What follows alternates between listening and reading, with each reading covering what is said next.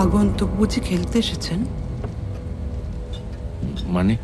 বলতে বলতে গায়ত্রী সামন্ত, এই আস্তাবলের লাগাম যার হাতে, আমাদের আজকের খেলোয়াড় ইন্দ্র চক্রবর্তী। নমস্কার।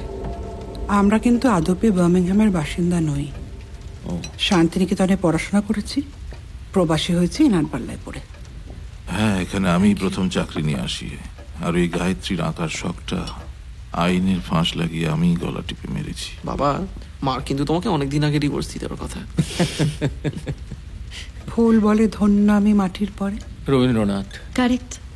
আমি আর ভাই তো এখনো প্রত্যেক শীতে বোলপুরে মামার বাড়ি ঘুরতে যাই। ও, আমি বহু বছর কাজ ছেড়ে দিয়েছি।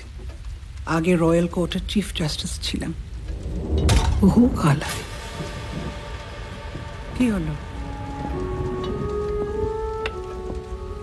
এই বাড়ির ভৌতিক পরিবেশে ঠিক সহজ হতে পারছেন না, তাই না?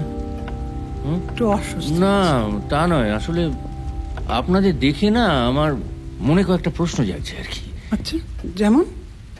যেমন ধরুন, আপনি প্রফেশনটা ছাড়লেন কেন? দেখুন, সব প্রফেশনে কি আর জব স্যাটিসফ্যাকশন থাকে নাকি?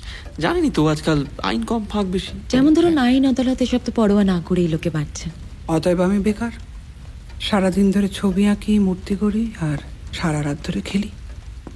আসুন, প্রন ককটেল। Prawn cocktail? বাহ বাহ, বাহ, আর একটু আগে আনলে পারতেন। চলুন এবার বাড়িটা ঘুরিয়ে দেখাই। হ্যাঁ নিশ্চয়ই, এটা খেয়ে নিন। আসুন। এই যে বলছি, আমার দ্বিতীয় প্রশ্ন হচ্ছে, কি খেলার কথা বলছেন বলুন তো? এটা আমার ঘর।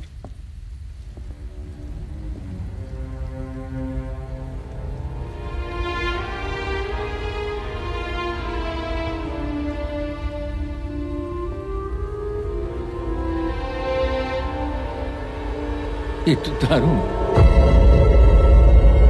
ওরা খেলার ব্যাপারে একটু বলি। ক্রিকেট ফুটবল তো আমরা খেলতে পারবো না, আমার একটা পা অকেজো। তা এখানে বসে হৃদয় গঠিত খেলা।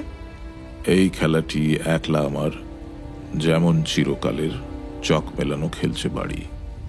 আরে জম্পেশ খেলা খেলে দেখুন, সমস্ত অবসাদ কেটে গেছে। না না, ওই হৃদয় ঘটিত বললেন তো, মানে আর কেউ আসবেন নাকি? দেখুন, মেয়েদের ব্যাপারে না আমি একটু না, এটা মহিলা গঠিত কোনো খেলা নয়। আরে এটা আমাদের কষ্ট কল্পিত।